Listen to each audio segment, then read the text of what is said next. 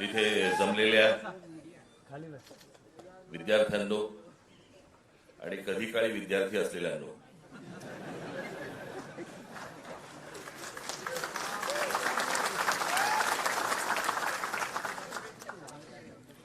हे लाईट जरा बंद करता येतील किंवा कमी करता येतील का? हे समोरचे हे हा पण हा बंद, हा आणि हा बंद करा पहिला, हा हा वरचा करता येईल का? हा बस. लाईट पाहिजे साहेब, दिसत नाही, लाईट पाहिजे. बघायला आलात का ऐकायला? बंद कमी कर रे भाऊ, मला डोकं दुखायला लागतं. आज विद्यार्थी सेनेचा वर्धापन दिन. खूप वर्ष झाली माझी राजकारणाची सुरुवातच ही विद्यार्थी सेनेतून झाली आणि त्याच्यातलं काम करत करत करत करत घडत घडत घडत घडत आज इथपर्यंत आलो. अमित आणि त्याचे सगळे सहकारी उत्तम काम करतील अशी अपेक्षा आहे, आशा आहे.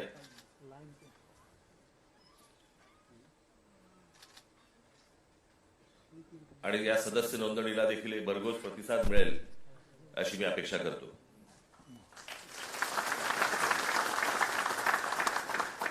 आज एवढ्या मोठ्या आंदोलनानंतर,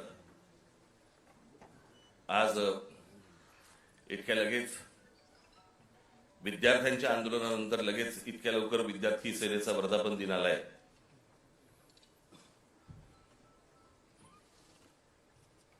हे विद्यार्थ्यांचं आंदोलन का झालं, कशासाठी झालं हे आपण बोलूच.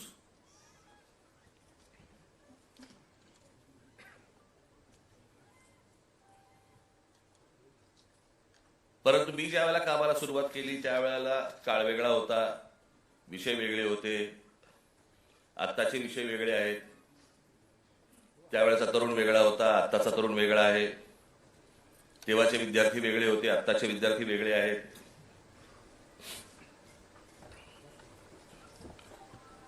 आम्ही जो काळ पाहिला तो टेलिग्राम पासून ते इंस्टाग्राम पर्यंत पाहिला.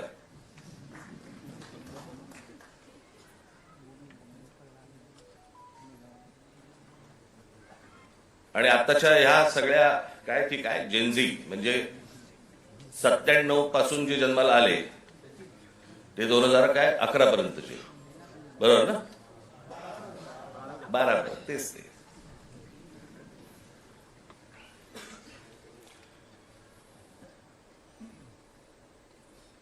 या मुलांचं म्हणणं काय, या मुलांना काय हवंय? आपण हे जेनझी करतोय. इंग्रजी बोलणारी फक्त जेनझी नसतात. माझी विद्यार्थी सेनेच्या सर्व सहकार्यांना माझी विनंती आहे, जेनझी 97 नंतर जन्माला आलेले 2011 पर्यंत 12 पर्यंतची मुलं ही महाराष्ट्राच्या ग्रामीण भागात पण आहेत.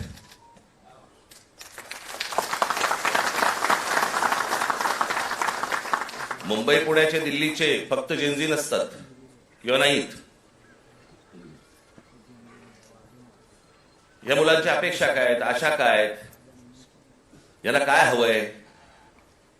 मला असं वाटतं ही गोष्ट समजून घेणं गरजेचं आहे. काही जुन्या ज्या काही भ्रामक कल्पना ज्या होत्या, मला असं वाटतं त्याही आता आपण सोडून दिल्या पाहिजेत.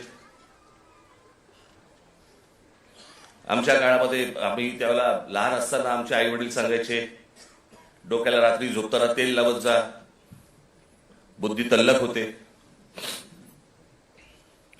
एका माणसाने आयुष्यभर केसाला तेल चोपडलं पण बुद्धी नाही आली.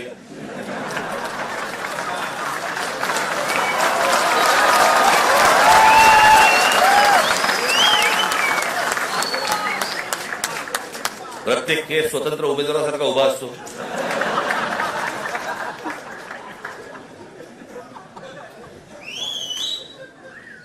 आणि हे म्हणे शिक्षण आणि तंत्रज्ञान मंत्री.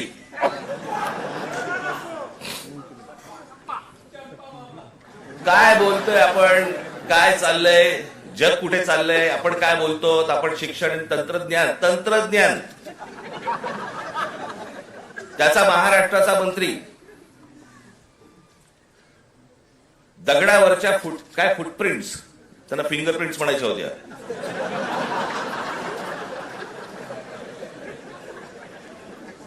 ते म्हणे आता लिंक आधारशी करणार.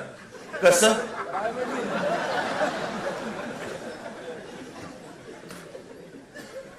मला चंद्रकांत पाटलांच्या मेंदूवरचे मला फिंगरप्रिंट्स बघायचे.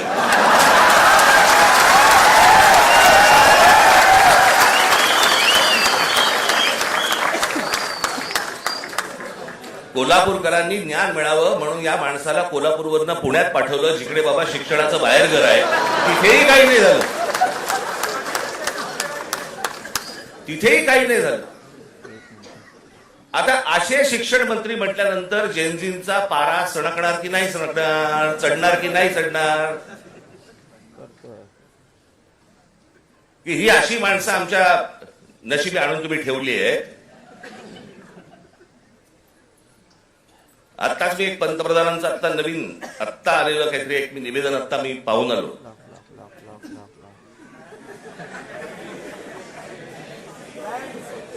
ज्यात त्यांनी असं सांगितलेलं आहे की ज्या प्रकारचे व्हिडिओज आणि ज्या प्रकारची भाषा वापरली गेली ती अयोग्य आहे. मला मान्य आहे.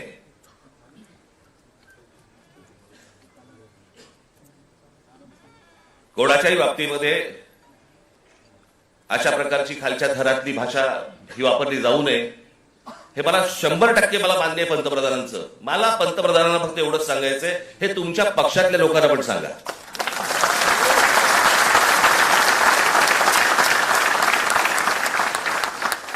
महात्मा गांधींपासून, जवाहरलाल नेहरूंपासून, इंदिरा गांधींपासून आतापर्यंत सगळ्यांपर्यंत आमच्यापर्यंत ज्या प्रकारची तुमची ट्रोलची जी काही टीम प्रत्येक राज्यांमध्ये जी बसवलेली आहेत, लोक बसवलेली आहेत, ते कोणत्या भाषेमध्ये आणि कोणत्या गोष्टी करत असतात मी पाहत नाही. मला ज्या गोष्टी कानावरती येतात, आज अनेक कलाकार आहेत महाराष्ट्रामधले, अनेक कलाकार आहेत, ते म्हणतात बाबा बोलायलाच नको, काही लिहायलाच नको, इतक्या शिव्या पडतात, इतक्या गोष्टी होतात. ही यांचीच माणसं भरलेली आहेत. मला असं वाटतं पंतप्रधानांनी त्याही लोकांना सांगावं की त्यांनी बंद करावं म्हणून. हे गेल्या 12 वर्षातच सगळी सुरुवात झाली. भारतीय जनता पक्षाचे जी काही ट्रोलच्या टीम्स आहेत, यांनी ह्या ज्या गोष्टी सुरू केल्या, याच्यातनच हे ज्याला म्हणतो ना आपण, जे तुम्ही पेराल तेच उगवेल, तेच आलं अंगावर तुमच्या. त्याच्या पंतप्रधानांनी सांगितलं की मला शिव्या दिल्या, माझ्या आईबद्दल बोलले. चुकीचंच आहे हे, मनापासून सांगतो मी, हे चुकीचंच आहे. पण माझी पंतप्रधानांना विनंती आहे, दुसऱ्यांनाही आया असतात.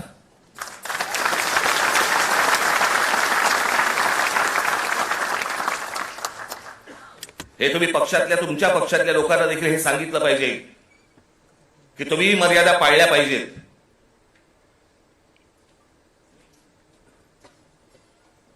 आज पंतप्रधान सांगतात की मी त्या मुलांना सगळ्यांना माफ केलं, पण इतकी 12 वर्ष तुमच्या लोकांनी जे काही केलंय त्याची माफी कोण मागणार?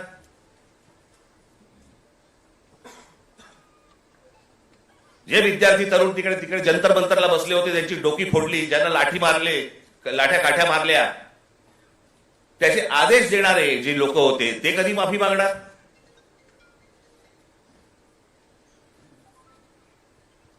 आणि मला असं वाटतं की हे मूळ हे काय झालंय, नीटची परीक्षा हे कारण आहेच, पण हे प्रत्येक ठिकाणी त्याला जो काही रिस्पॉन्स मिळाला, सगळेच काही विद्यार्थी होते, तरुण होते, अनेक जे विद्यार्थी दशेतनं बाहेर आलेले आहेत, अनेक तरुण होते, अनेक तरुणी होत्या.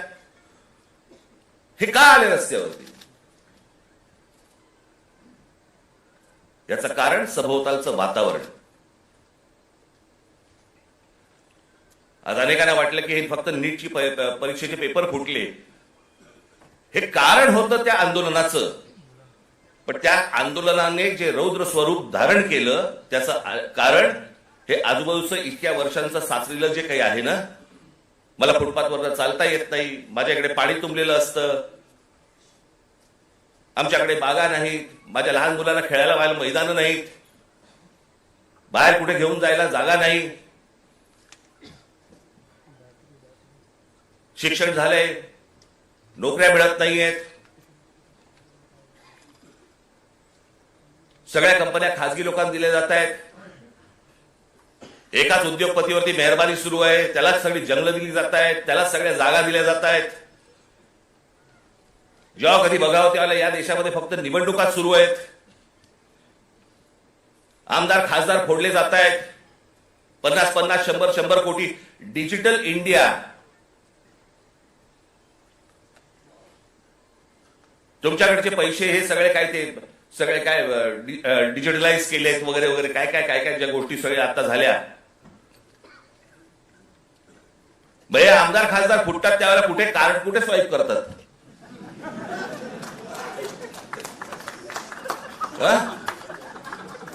उलटा उलटा कार्ड स्वाईप.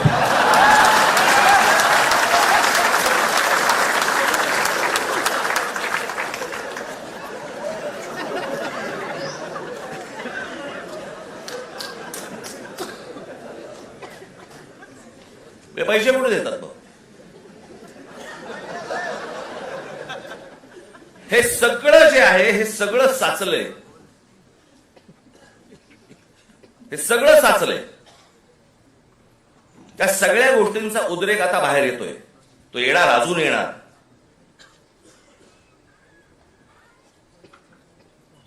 हा विषय कोणाला तरी सत्तेवरनं खाली खेचणं आणि कोणाला तरी सत्तेवरती आणणं हा एवढ्यापुरता मामूली विषय नाहीये. हा देशाचा विषय आहे.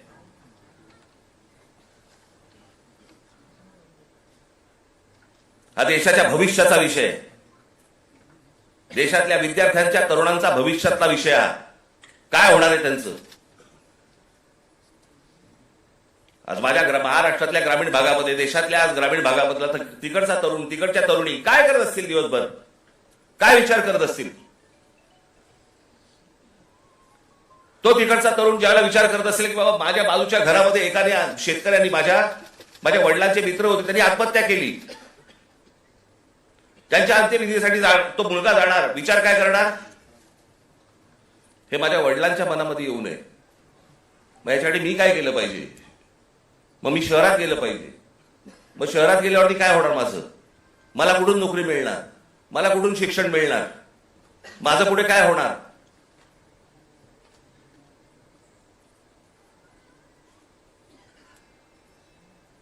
आज शहरांची परिस्थिती बघा. या सरकारने येऊन सांगितलं होतं आम्ही स्मार्ट सिटी करणार. कुठे आहेत त्या स्मार्ट सिटीज? आमच्याकडे रस्ते, पूल, जे काय ब्रिजेस जे काय बांधले जात आहेत, आपण त्याला विकास म्हणतोय. आपली शहरं ही राहण्यायोग्य आहेत का? इथपासून सगळी सुरुवात आहे ना. जर शहरातल्या लोकांना राहायला जर समजा त्रास होत असेल तर महाराष्ट्रातल्या, देशातल्या ग्रामीण भागामधून जी लोक शहरामध्ये येत आहेत, कुठे राहणार आहेत? काय होणार आहे या शहरांचं?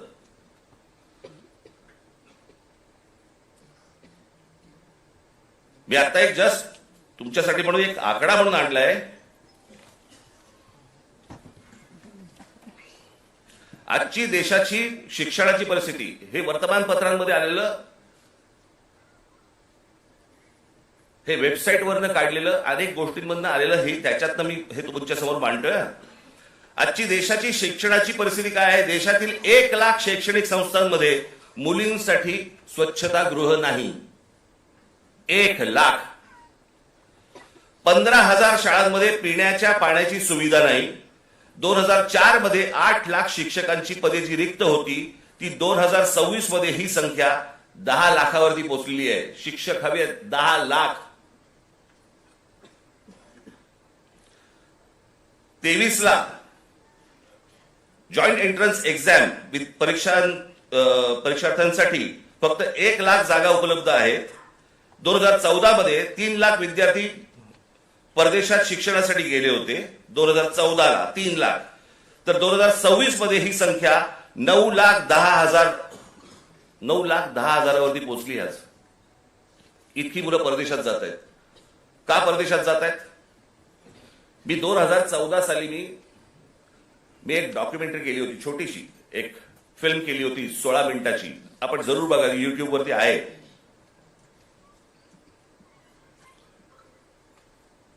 आणि त्याच्यामध्ये मी म्हटलं होतं की शिक्षण इथे पण मिळू शकतं, नोकरी कदाचित इथेही मिळू शकते. ही मुलं परदेशात का जात आहेत? ही सगळी मुलं परदेशात जात आहेत याचं कारण सभोवतालचं वातावरण.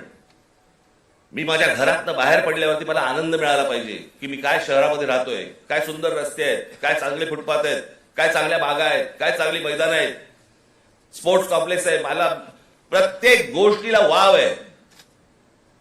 मग आमच्याकडे ही गोष्ट का नाहीये? आज कित्येक चित्रकार, कित्येक खेळाडू आज आमच्या ग्रामीण भागामध्ये आहेत, वावच नाही. काय करायचं पुढे माहिती नाही, कोणाला भेटायचं कल्पना नाही. हे जे सगळं साचलंय ना, हे साचलेलं सगळं बाहेर येतंय. नीटचे पेपर फुटण्याचा राग आहेच, पण हे जे बाकीचं जे साचून ठेवलेलं आहे ना, त्याचं काय करणार आहात?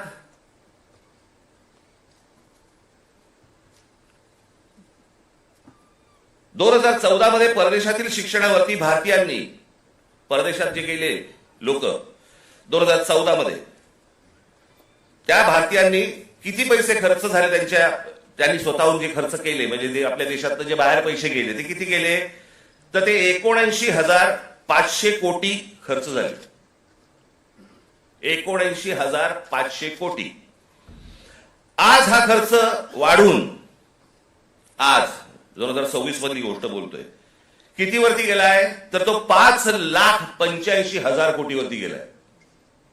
म्हणजे 5,85,000 कोटी हे आपल्या देशातनं आपली मुलं बाहेर शिक्षणासाठी गेले, त्यांच्या आई वडिलांनी जो खर्च केलाय तो 5,85,000 कोटी आपल्याकडनं परदेशात गेलेले आहेत. हजारो उद्योगपती, हा तर लोकसभेमधला आकडा आहे, हजारो उद्योगपती आपला सगळा बोजा बिस्तारा गुंडाळून परदेशात निघून गेले.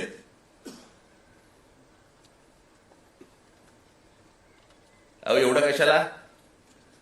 ज्यांनी मोदींवरती चित्रपट काढला होता, नरेंद्र मोदींवरती चित्रपट, आणि ज्याच्यामध्ये नरेंद्र मोदींची ज्यांनी भूमिका केली होती तो विवेक ओबेरॉय, तो दुबईमध्ये राहायला गेला. दुबईचा नागरिक आहे तो भारतात राहत नाही. मोदीजींनी खूप चांगलं काम केलंय, मोदीजी देशाला मोठं करतायत, मोदीजी देशामध्ये काय काय उद्योग आणतायत, हे आणतायत वगैरे वगैरे, अशी मुक्ता फळं जी आता केली. तो कोण? आर माधवन ना, तो आर माधवन. विचारा कुठे राहतो हा आर माधवन? दुबईमध्ये स्थायिक झालेला आहे. यांना जर समजा या देशाबद्दल आहे प्रेम, या देशातल्या पंतप्रधानांबद्दल प्रेम आहे, ते विकास करतायत, हा जर समजा ह्यांना विश्वास आहे, हे परदेशात का जाऊन राहत आहेत? हे परिवारासकट दुबईला जाऊन का राहत आहेत? इथे येणार, स्पॉन्सर फिल्म मध्ये काम करणार, गव्हर्नमेंट स्पॉन्सर्ड फिल्म मध्ये, ते धुरंधर बिरंदर, आणि मग इथून करून जाणार परत दुबईला. देशात खूप चांगलं चाललेलं आहे, मी चाललो दुबईला. ही माणसं दुबईला जात आहेत. या मुलांचं काय घेऊन बसलोय आपण?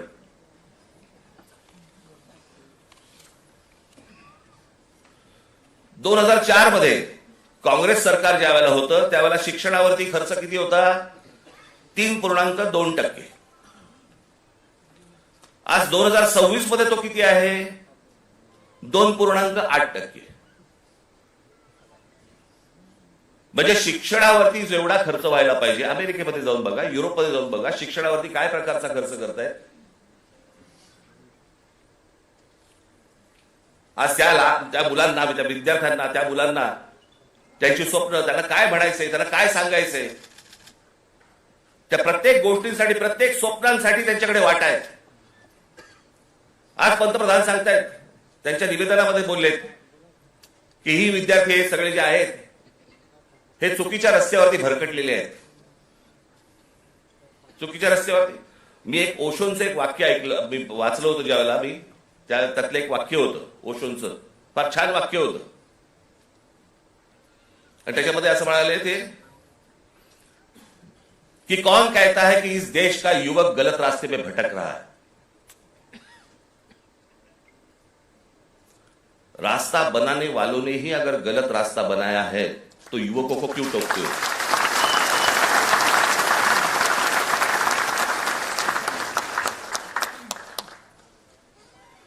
ते चुकीच्या रस्त्यावरती नाही आहेत. त्यांच्या आशा अपेक्षा महत्वाकांक्षा या सगळ्या मारल्या जात आहेत.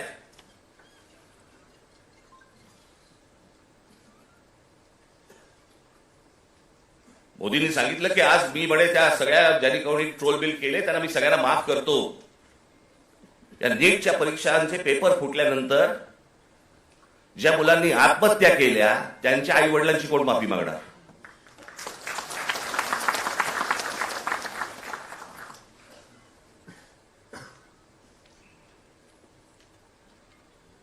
हा देश नीट समजून घेतला पाहिजे.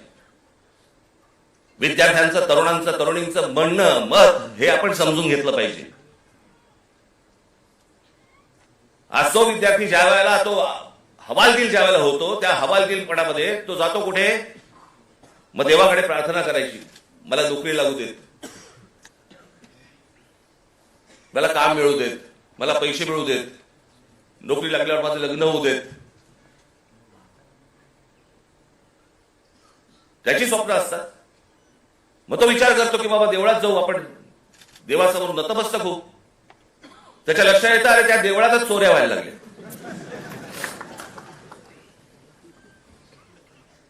देवळात चोऱ्या. राम मंदिरासारखं इतकं भावनिक दृष्ट्या महत्वाचं असलेलं एक राम मंदिर उभं राहतं आणि त्या राम मंदिरामध्ये 1400 कोटी, आता नुसता जस्ट आकडा आलेला आहे, 1400 कोटी रुपयांची चोरी होते.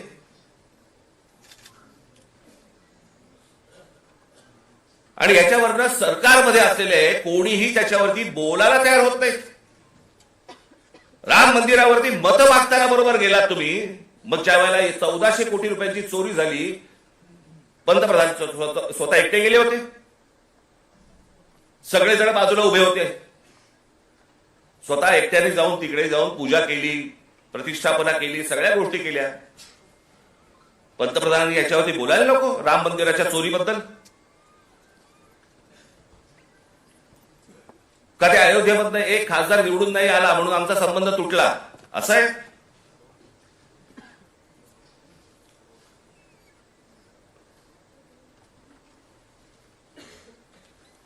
आज तो हवालदिल झालेला जो तरुण आहे तो या सगळ्या मंदिरांचा रस्ते पकडतोय. धर्मांध बनवू नका त्या तरुणाला. शिक्षणाच्या वाटेवरती लावा. नुसतं जय श्रीराम बोलून होणार काही नाहीये. आज अनेक गोरक्षक गाड्या पकडतायत, गायी पकडतायत, सगळ्या पकडतायत. आणि हेच आमचेच पंतप्रधान ऑस्ट्रेलियामध्ये जाऊन सांगतायत की बीफ एक्सपोर्ट मध्ये भारत हा 1 नंबरचा देश आहे. बीफ एक्सपोर्ट मध्ये ते कापल्याशिवाय होणार आहे का एक्सपोर्ट मध्ये आपण 1 नंबरचे? मग त्या गोरक्षकांचं काय करायचं? आपण करतोय काय? देश चाललाय कुठे? देश काय विचार करतोय? काय कशाचा कशाला ताळमेळ नाही. बस दिसली जमीन की दे अदानीला, दिसलं जंगल की दे अदानीला.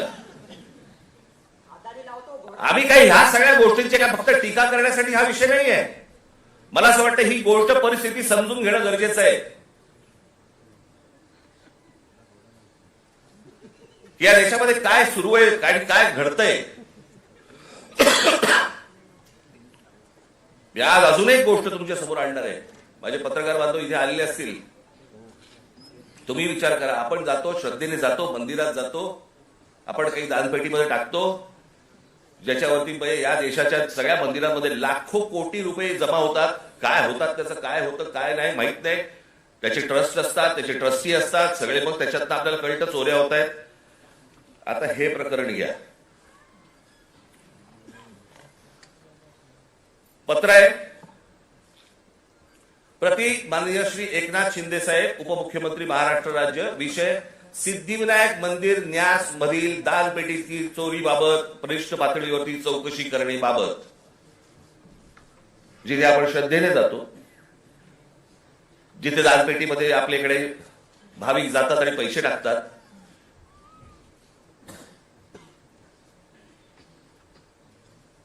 त्याचं कारण असतं ते धर्मासाठी म्हणून आपण असे टाकतो. महोदय, आम्ही स्वाक्षरी करणारे सर्व सिद्धिविनायक न्यास मंदिर प्रभादेवी मुंबई येथील विश्वस्त आहोत. साहेब, आपण विश्वासाने आमची संबंधित ट्रस्टवरती सदस्य म्हणून नियुक्ती केली असून आपल्या विश्वासाला पात्र राहण्याचा आम्ही प्रामाणिकपणे प्रयत्न करत आहोत. भाषा पण बघा, मंदिर आहे का कंपनी येतेच कळत नाही मला. त्यामुळे मंदिरात गेल्या 1.5 वर्षाच्या कालावधीत विविध उपाययोजना राबविताना मंदिराची मिळकत 35% जादा वाढविण्यात आम्ही काही प्रमाणात यशस्वी झालो आहोत. मिळकत तुम्ही कशी यशस्वी झाला असो. महोदय, विश्वस्तांच्या सतर्कतेमुळे मंदिरातल्या दानपेटीतून पैसे चोरणारे कर्मचारी पकडले गेलेले आहेत. हे कर्मचारी पकडण्यापूर्वी दर बुधवारी मंदिरातल्या दानपेटीतील रकमेची मोजदाद ही 50 लाख रुपयाच्या आत होती. मात्र हे कर्मचारी पकडल्यानंतर गेले 3 आठवड्याची दानपेटी रक्कम ही 1.5 कोटी रुपयांच्या घरात पोहोचली आहे. याचाच अर्थ यापूर्वी दर आठवड्याला दानपेटीतील जमा होणाऱ्या काही रकमेतील काही रक्कम ही लंपास होत होती. त्यामुळे दरवर्षी सुमारे 18 कोटी रुपयांचे मंदिराचे नुकसान होत होते.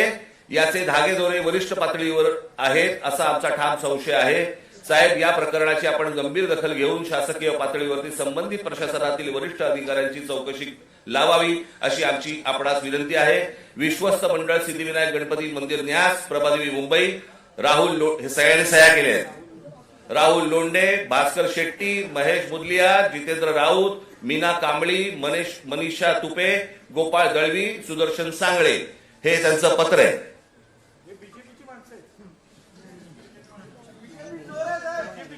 हे सगळं म्हणजे 18 कोटी रुपये दर वर्षाचे सिद्धिविनायक मंदिरामधनं चोरी होतीये. आपण भाबडेपणाने भाविकपणे आपण तिकडे जातोय, दानपेटीमध्ये आपण टाकतोय. हे असल्या चोऱ्या होत आहेत. ही माणसं सगळी मंदिरं लुटतायत. हाच तो तरुण, हेच ते विद्यार्थी परीक्षांच्या वेळेला नोकरीसाठी मंदिरामध्ये जातायत, पायऱ्या झिजवतायत, सांगतायत देवाला मला नोकरी मिळू देत, आणि त्याच मंदिरामध्ये चोऱ्या होत आहेत. तिकडचेच विश्वस्त चोऱ्या करतायत, तिकडचीच माणसं चोऱ्या करतायत. हा आमचा धर्म, ही आमची धर्माची मंदिरं. सरकारवरती विश्वास ठेवता येत नाही म्हणून मंदिरात जावं तर मंदिरावरती विश्वास ठेवता येत नाही. ही जर समजा देशाची परिस्थिती असेल, होईल काय? रस्त्यावरतीच उद्रेक होईल.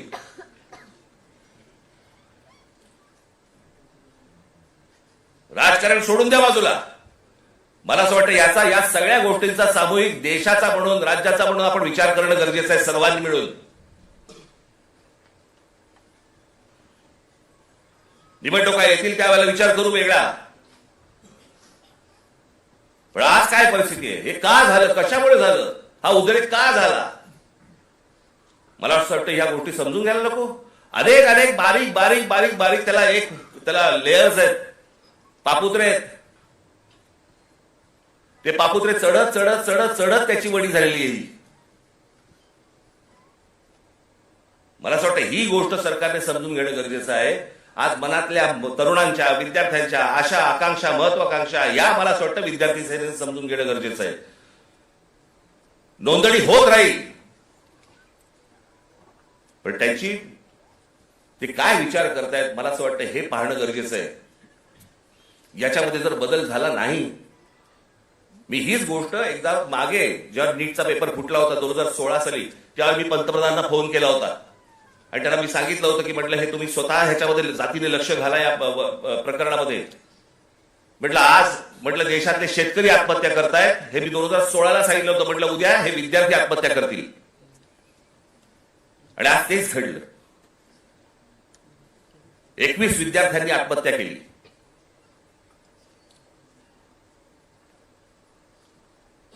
सदस्य नोंदणी ही तर कराच, पण मला असं वाटतं या शिक्षण क्षेत्रामध्ये आमूलाग्र बदल होणं गरजेचं आहे. त्याच्यासाठी विचारवंतांची गरज आहे. जे विचारवंत या देशामध्ये आहेत त्यांना बोलवणं गरजेचं आहे. त्यांची आणि या मुलांची सांगड घालून देणं गरजेचं आहे. यांची स्वप्न आणि त्या स्वप्नांना कसा आकार देता येईल याच्यासाठी म्हणून जे तज्ज्ञ या देशामधले आहेत त्यांना बोलवणं गरजेचं आहे. त्या मुलांना समजून घेणं गरजेचं आहे. मला असं वाटतं एवढीच अपेक्षा माझी आज या दिवशी मी व्यक्त करतोय. आज या विद्यार्थी सेनेच्या मुलांनी, सर्वात तरुणींनी या महाराष्ट्रातल्या विद्यार्थ्यांची अपेक्षा, आशा, आकांक्षा या समजून घ्याव्यात आणि त्याला आकार देण्याचा मला असं वाटतं जास्तीत जास्त प्रयत्न करावा. भविष्यातल्या तुमच्या सगळ्या वाटचालीसाठी माझ्याकडनं मनपूर्वक तुम्हाला सर्वांना शुभेच्छा देतो आणि आपणा सर्वांची रजा घेतो. धन्यवाद. जय हिंद, जय महाराष्ट्र.